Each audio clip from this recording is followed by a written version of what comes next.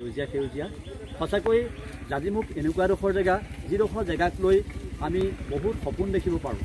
ইমান এটা মানে এটা কৃষিভিত্তিক অঞ্চল।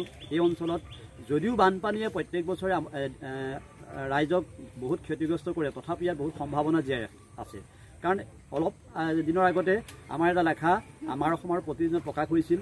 সেই প্ৰকাশ কৰা লেখাৰ ওপৰত ভিত্তি কৰি আমাৰ উপায়ুক্ত মহোদয়ে আমাকে লগত লৈ এই অঞ্চল পৰিভ্ৰমণ কৰিছিল। এই অঞ্চলত পৰিভ্ৰমণ কৰি তেওঁ দেখা পালে যে চৰাই যিটো আমাৰ কেতেকী উদ্যান আছে, কেতেকী উদ্যানটো পৰিভ্ৰমণ কৰে। তাৰোপৰি ইয়াত যিটো আমি দুগ্ধ প্ৰকল্প আমি ইয়াত ল'ব পাৰোঁ। খেতিভিত্তিক আমি অন্য কিছুমান প্ৰকল্প আমি ল'ব পাৰোঁ। যিটো প্ৰকল্প ল'লে এই জাজিমুখ অঞ্চলেই নহয়, গোটেই যোৰহাট জিলাৰ বহুত নিবনুৱা সংস্থাপন হ'ব পাৰিব। তাৰোপৰি দেখা যায় যে আমি যদি সেই গৰুখুটি প্ৰকল্পৰ কথা আমি এইটো কাৰণে আনিব বিচাৰিছোঁ। গৰুখুটি প্ৰকল্পত এতিয়াও প্ৰায় 1500-1600 ল'ৰা সংস্থাপিত হৈ আছে।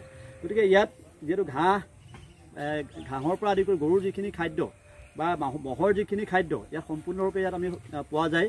গতিকে গৰুতকৈ যদি আমি মহৰ পৰা আমি যিখিনি গাখীৰ উৎপাদন হয়, গতিকে সেইটো খৰচ কম। গতিকে এইবিলাক যদি আমি প্ৰকল্প ল'ব পাৰোঁ, হয়তো চৰকাৰ বিশেষভাৱে আৰ্থিকভাৱে মানে লাভৱান হ'ব। আপোনালোকৰ জিলা উপায়ুক্ত মহোদয় আহিলে ক্ষেত্ৰভিত্তিক সেই সম্পৰ্কত আপুনি কি ক'ব?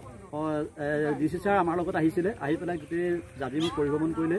তেওঁ স্থানীয় বহুত মানুহৰ সৈতে কথাও পাতিছে।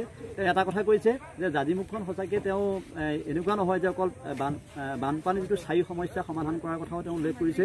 আৰু লগতে ইয়াত কিবা প্ৰকল্প স্থাপন কৰিব পাৰি নেকি, তেওঁ সেইটোৰ ওপৰতো মানে বিভিন্ন ব্যক্তিক লগ ধৰি পেলাই তেওঁ মানে ইয়াত মানে সম্ভাৱনা দেখা পাইছে, ইয়াতে সম্পূৰ্ণ সম্ভাৱনা দেখা পাইছে।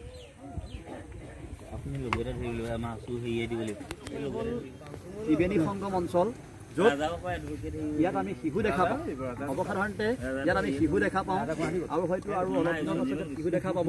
গতিকে আমি এইটো দেখাব বিচাৰিছোঁ যে এই অঞ্চলটোত যিহেতু ব্ৰহ্মপুত্ৰৰ সকলো জেগাতে শিশু নোলায়, কিন্তু জাজিমুখ আৰু যিটো ব্ৰহ্মপুত্ৰৰ যিটো সংগম স্থল, সেইডোখৰতে আমি আৰু কিছুদিনৰ পিছত আমি ইয়াত শিশু দেখা পাম।